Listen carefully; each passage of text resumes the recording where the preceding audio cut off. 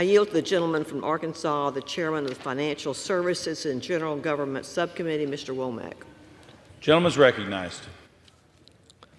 Thank you, Mr. Speaker, and I thank the gentlelady from Texas for her leadership on this issue. I rise in strong support of our friends in Israel. I want to thank the chairwoman and my friend, Ms. Granger, for bringing this vital legislation to the floor, for the opportunity to speak on it. Mr. Speaker, the choice today is pretty clear to me. We either support our Israeli friends or we don't. We've heard and will continue to hear complaints about the funding offset and the lack of non-Israel funding in this bill. And look, each member is entitled to their opinion, but at the end of the day, this bill will provide over $14 billion in support of Israel in its war against these murderous terrorists. That's the important part. These aren't just numbers, Mr. Speaker, on a piece of paper. Real lives are at stake here. This funding will save Israeli lives through replenishment of its missile defenses.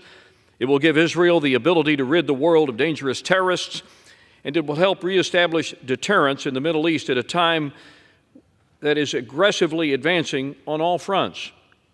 What happened October 7th was tragic. No one, not one person, can argue the cruel and gruesome atrocities were justified.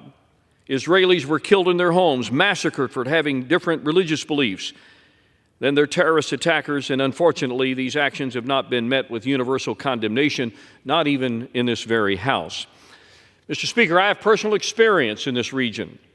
I commanded troops with the U.S. Battalion of the Multinational Force and Observers in the Sinai Peninsula, responsible for maintaining peace between Israel and Egypt. Thankfully, we were and continue to be successful at that mission, but unfortunately, we still see terrorist violence aimed at Israelis simply trying to live their very lives. Israel has a right to defend itself. It needs the freedom of action to do so. We do not accept arbitrary restrictions on our actions following 9/11, nor should we place any restrictions on Israel's response.